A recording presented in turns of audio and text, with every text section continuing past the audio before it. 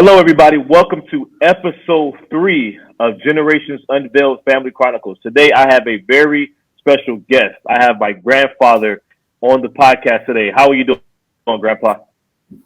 I'm doing fine.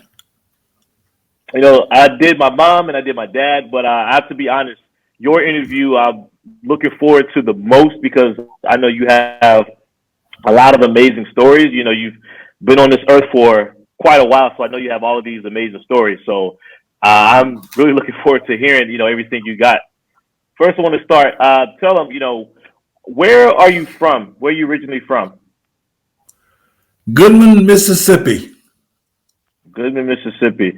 And what was growing up in Mississippi like as a child in the 40s and 50s? They was like every kid, growing up. We was farmers.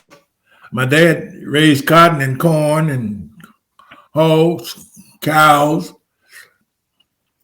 and horses. We rode the school bus to school and just normal kids activities.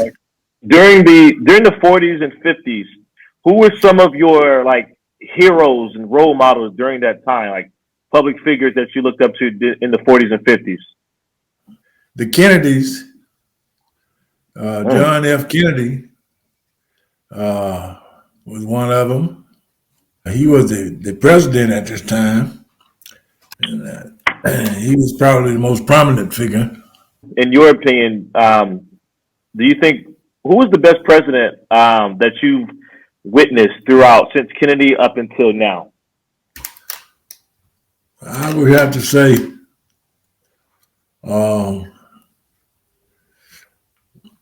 Jimmy Carter. And what was some of the great things he did?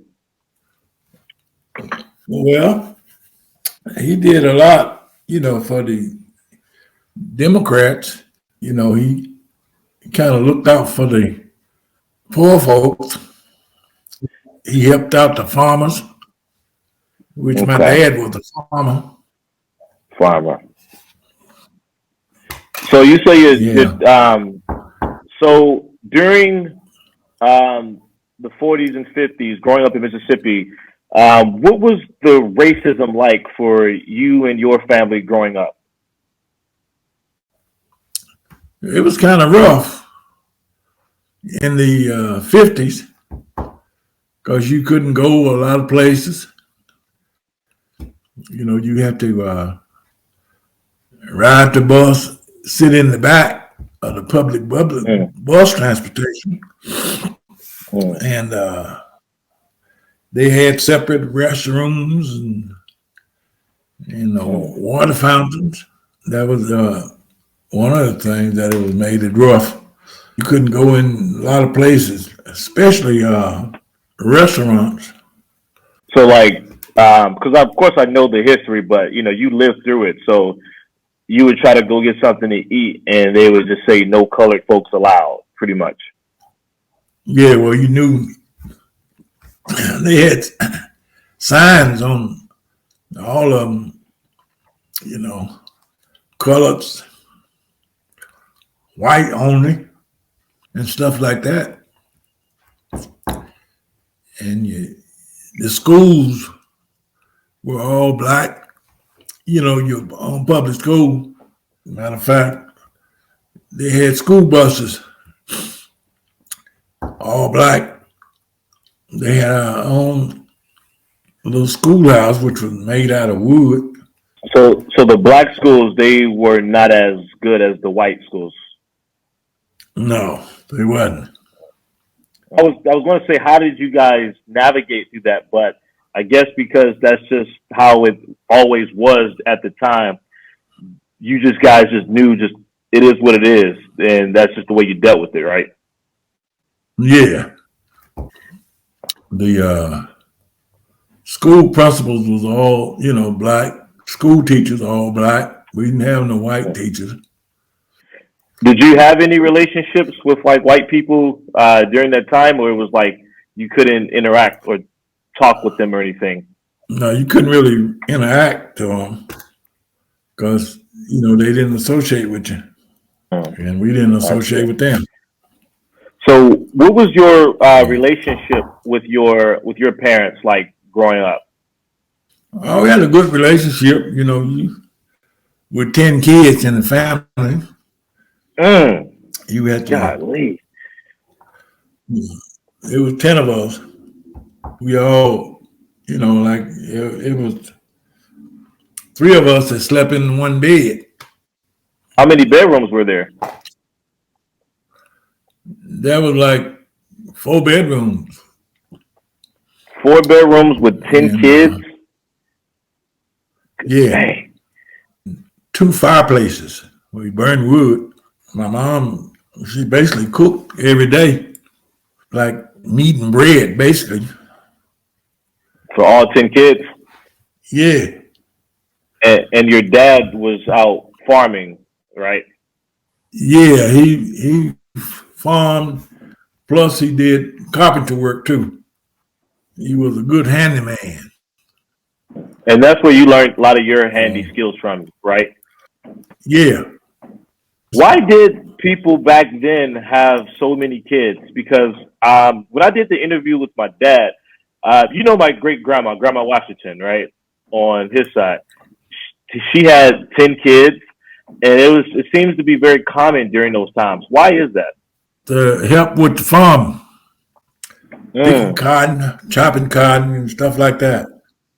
Yeah. okay. So you need a lot of kids, to keep that going. See, that's why a lot of blacks had, a lot of brothers and sisters Mm. because of that. They would help raise your brothers and sisters. You had, if you was older, you'd have to help look out for your brothers or sisters. It was the more kids you had, you would had a sister always looking out for the younger ones. Okay, I see. So So more kids means more help around the farm and with the family. yeah, Okay. So when I interviewed my dad, he brought up something interesting because I was talking about parents. We're talking about parents and black parents, in particular, and their harsh disciplinary actions. And we kind of all know about the stereotype of black parents being very strict and very harsh with excessive beatings and whatever. Something he told me that I didn't know. He said in the 20s, 30s, and 40s, if black kids were misbehaving in public, white people would take their kids and take the kids away from the parents and could even kill the parents or the kid or whatever because they're misbehaving. So he said that's kind of the reason why black parents traditionally have been so strict with disciplinary actions as a survival mechanism not to act out. But then they took it to the next level um, with beatings or whatever. What is your like thoughts on that? Because I'm sure you know how black parents were excess with the beatings or whatever. well, the white parents, they would tell your mom and your dad if you needed, you know, discipline, but they wouldn't. Some of them wouldn't discipline, and some would. Right. 'Cause to get in jail back then, it was difficult because they didn't have money enough to bail you out. So you would have to sit in jail for a while Mm. if you did something real bad. Right. That's why they was always strict on you because they didn't want you to screw up and cause any problems. But growing up in the South, they always were slower than the northern part of the country. Right. In the South, it wasn't that many jobs other than farming, hauling logs. doing stuff like that. But basically, my dad used to work for him,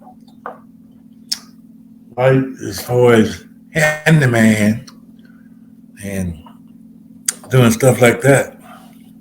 So you're in high school now. What were some of your dreams and passions and hobbies that you were actively doing in high school or wanted to pursue? Well, I always wanted to play football, but I wound up playing baseball. I played a little basketball and Okay. stuff like that. Baseball, I did a little pitching. And I got to high school. There was it wasn't a lot. There was a few blacks that was playing professional ball, but it was mostly baseball. Well, I remember you did tell me you were a pitcher. I didn't know that you wanted to play football.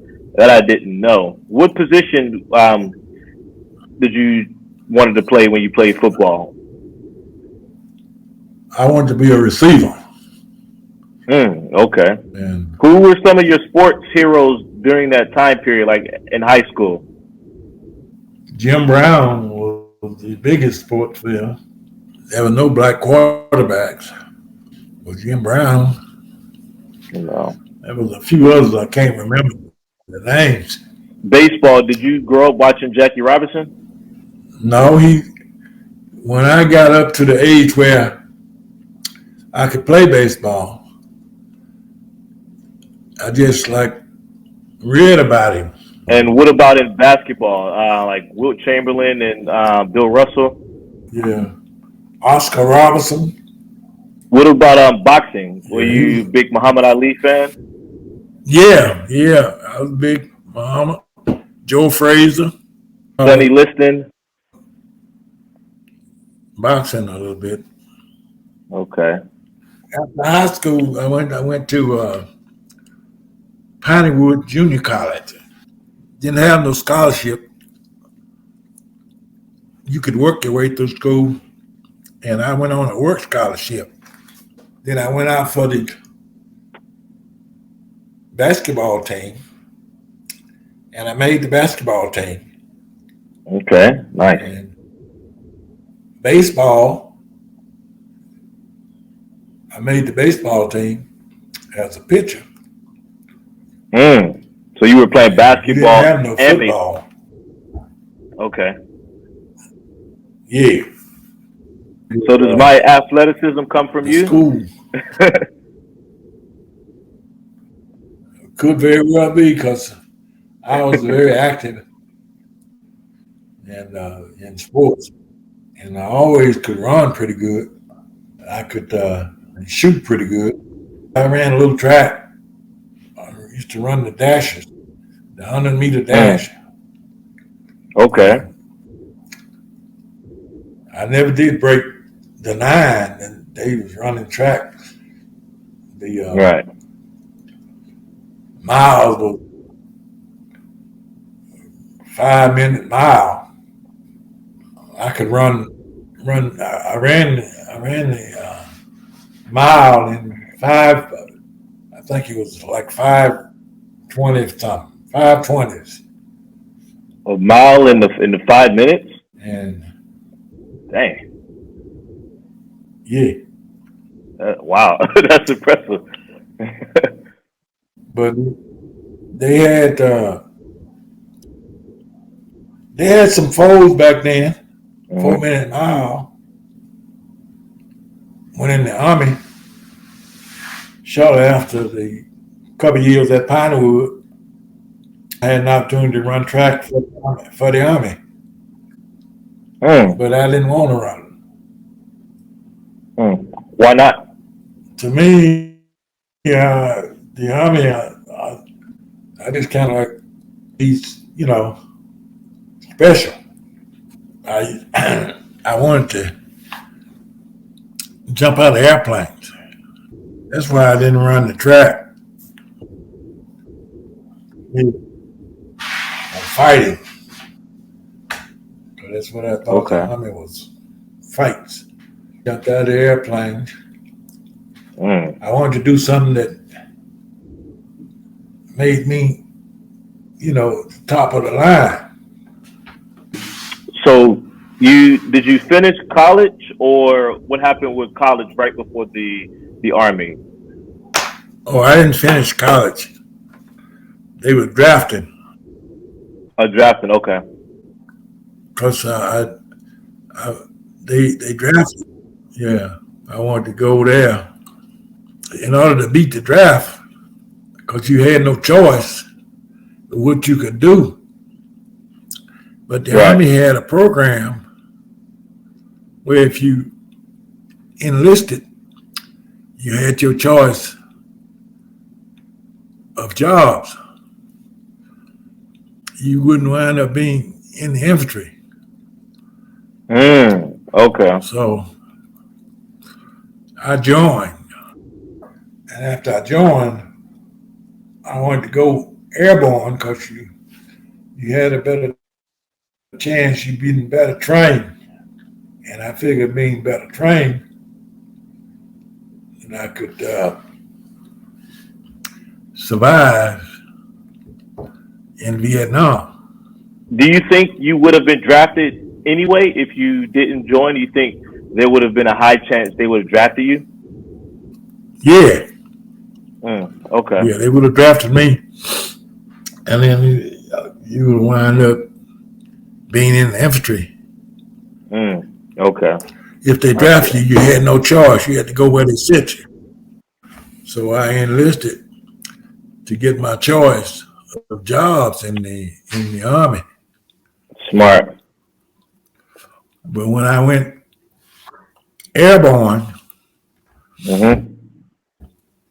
uh, I had a choice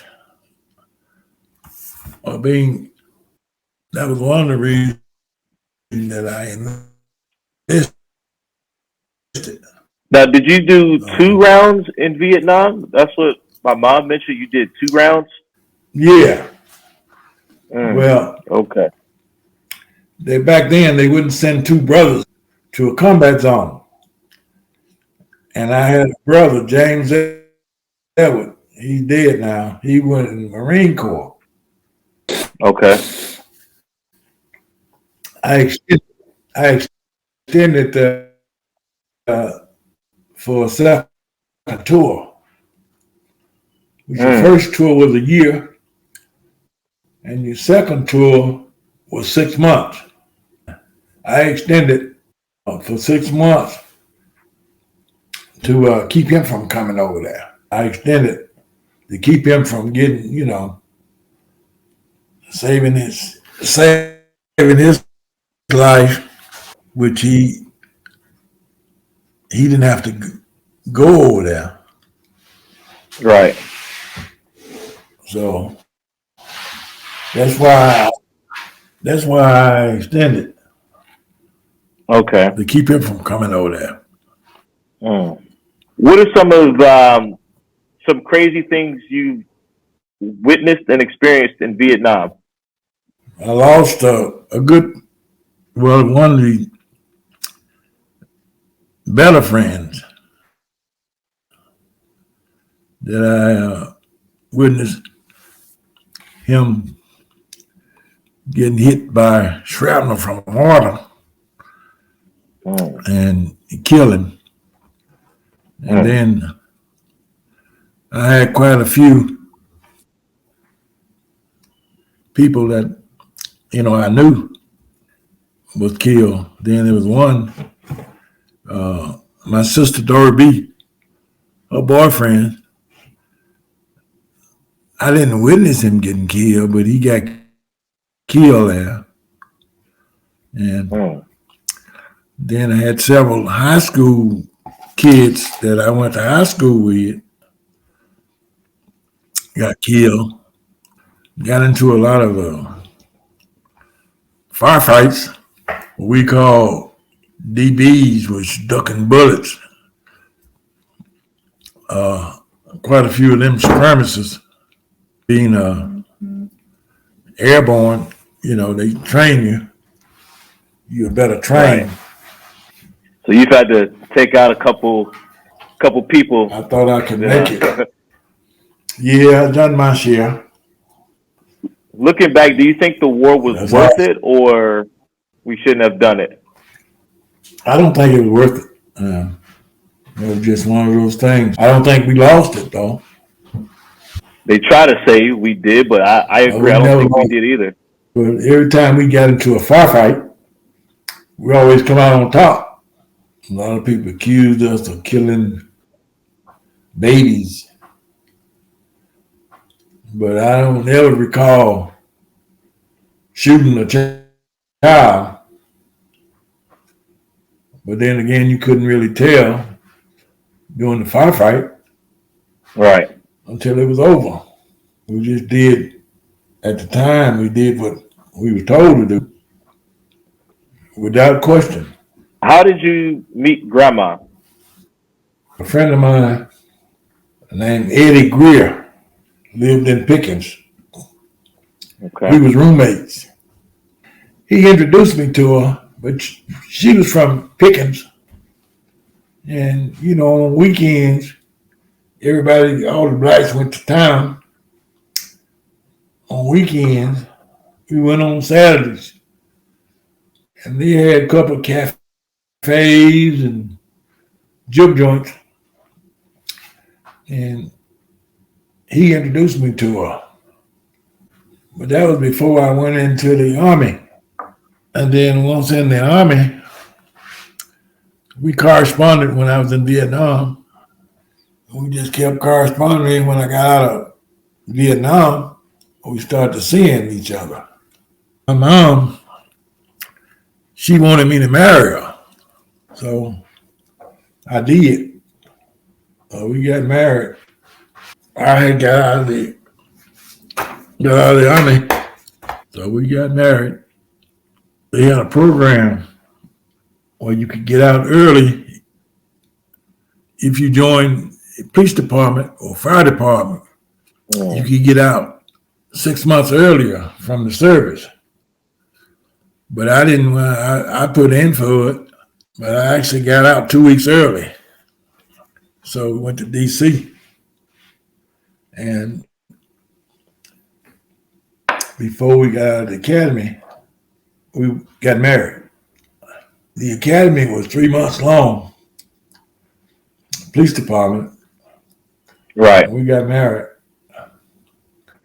Well, she was living in Chicago then, so but we got married in D.C. I went up one weekend and got her because I already had a place to stay. We came back from Chicago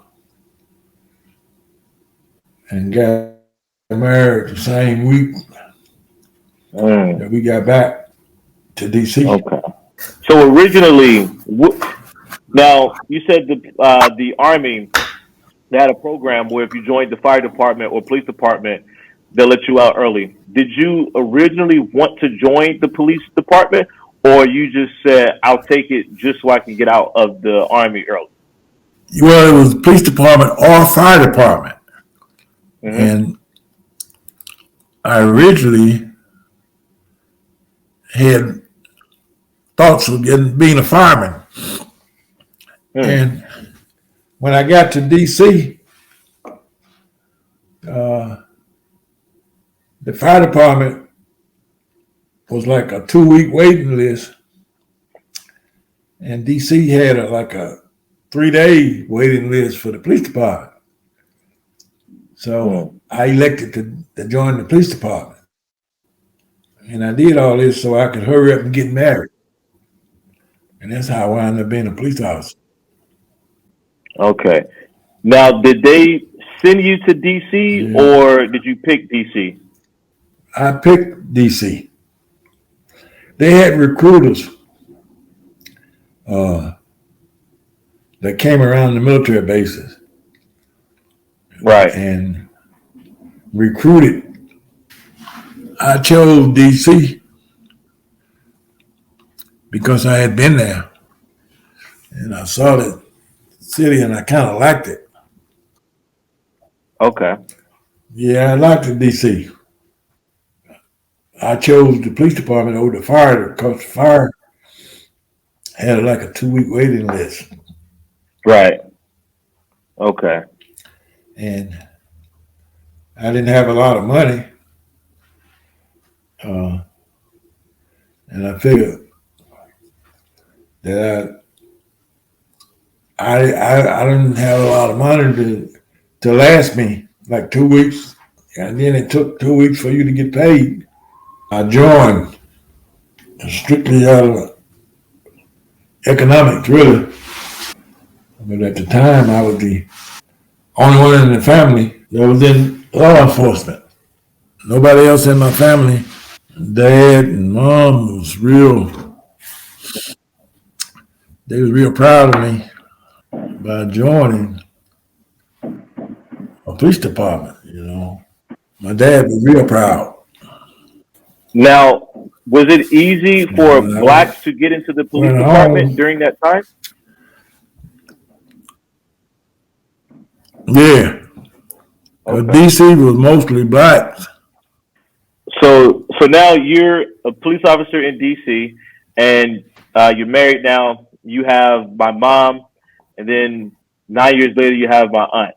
What was it like being a father for the first time? How was that experience like when you first had my mom? Well,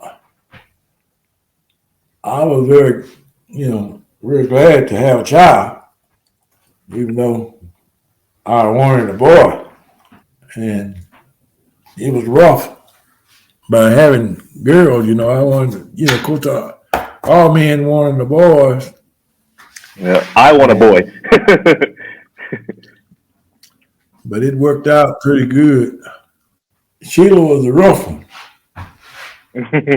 She was a spoiled brat because she was the only child for 9 years, Right. and then Crystal came along. Right. Crystal, Crystal, but I knew basically how to raise kids when she came along. It was a little difficult and stuff like that for Crystal. She was a little easier to raise than Sheila was. But by then, I had been a police officer for over 10 years, and I was thinking about retiring then. Crystal was like 7, 8 years old when Kathy first got sick. But by then, Sheila, she was, strong-minded, hard to contain, and you have to kind of like stay on top of her, make sure she did the right thing. Her mom kept her in the church all the time. That was when she got, I think Crystal was like 7, 8 years old when Kathy first got sick. And after a couple of years, I retired, and then we moved here. But 10 years, I guess, and then she got sick again. But Crystal was clearly easier to raise, partly because by raising Sheila, I learned a lot, with kids.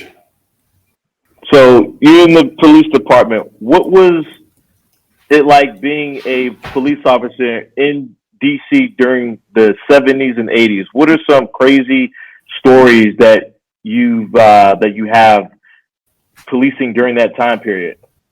I guess the craziest one was they had this one guy, he had raped 18 women and 2 men. I was instrumental in catching him, and then couple shooting. Probably the most bizarre one was when this guy had raped 18 women and these 2 men. We worked day and night trying to catch up with him. We finally caught him. That was probably the most bizarre one. I was instrumental in a lot of arrests, different things, robbery, murder. So, what was your rank as a police officer? Where were you ranked at? Like, were you ranked high up? Just a regular police officer. I'm a detective, yeah. Ah, okay, nice. What are some of the differences between policing in the 70s and 80s versus policing today? Well, back then, uh, they didn't shoot police officers. Back then, nowadays they shoot a policeman just as quick as they shoot anybody else. We didn't have that much of a problem. Drugs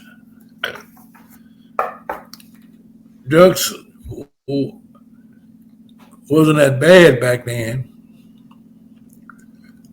Nowadays, drugs, all kinds of drugs. Even smoking marijuana back then was rare. But nowadays, oh yeah, shit, half of the community smoke marijuana. That is true. Once we came here, I had a job at the U.S. Marshals, Right. which was easy. What all did you do as a U.S. Marshal? So you retired from the police department from D.C. You moved to Atlanta and you become a U.S. Marshal. What were your job duties as a U.S. Marshal? It was court security. You were just security in the courtrooms. You protected the judge, jury, and his staff. You was their protection. And you just made sure that the courtroom was orderly ran. Right. And your main function was protecting that judge. Have you ever had any crazy people try to attack the judge? That was one or two, but never in my courtroom. Tried to do anything to the judge.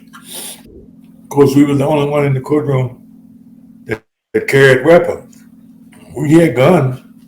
Of course, if anybody had attempted to hurt the judge, we had the authority to shoot them. They knew what time it was. Before you moved to Atlanta, my mom got pregnant with me. How did you react to it? I didn't really,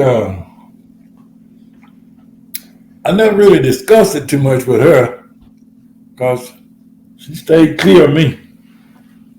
She didn't hang around me too much. How did grandma feel about that? Grandma didn't like it. She used to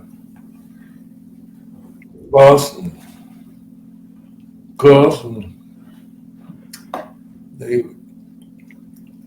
and then when you was born, first 3 years,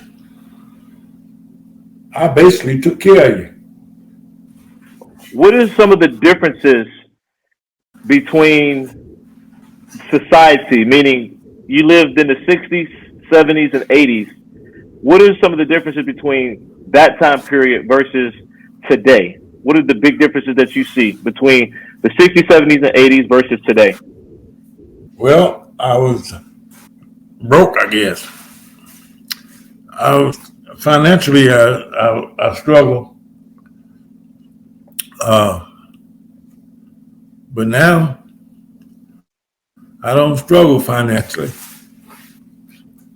But back then, money was a problem. Now it's, it's not a problem. Brianna. Brianna just came in. Do you think our society?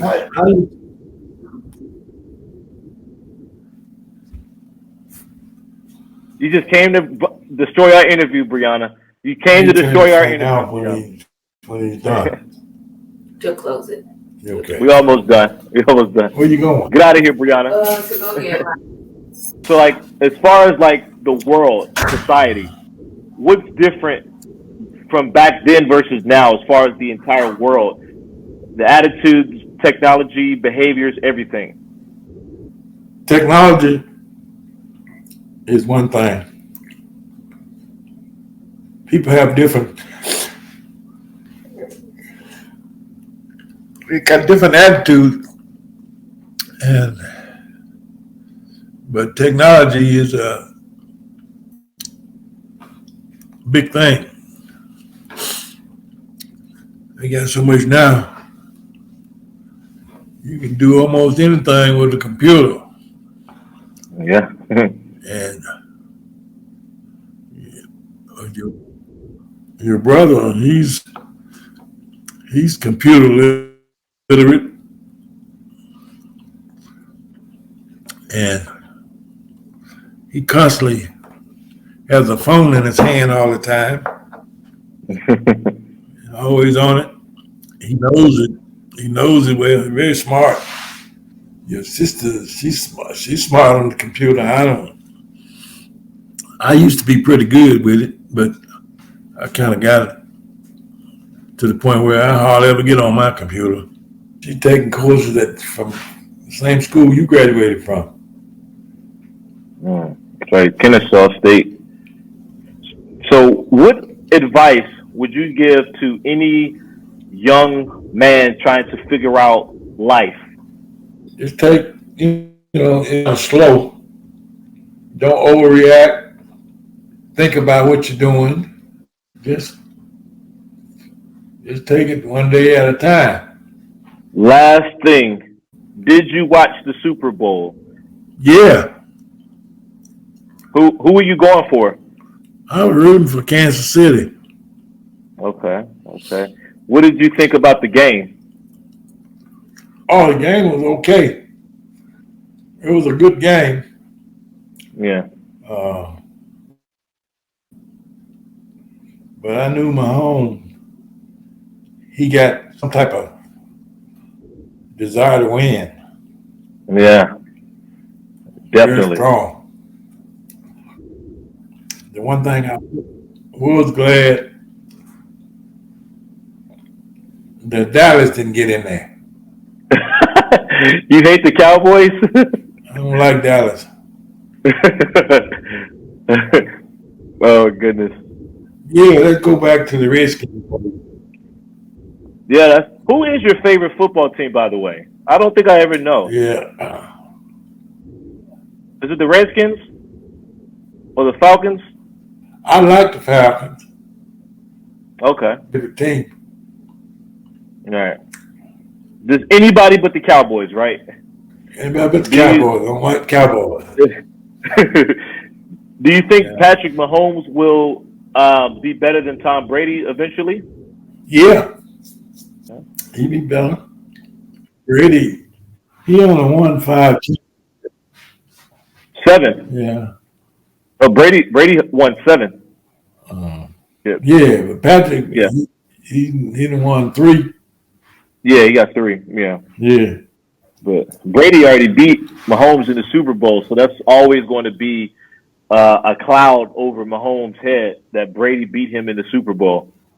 But anyway, Grandpa, I want to thank you so much for your time. Thank you for coming on here.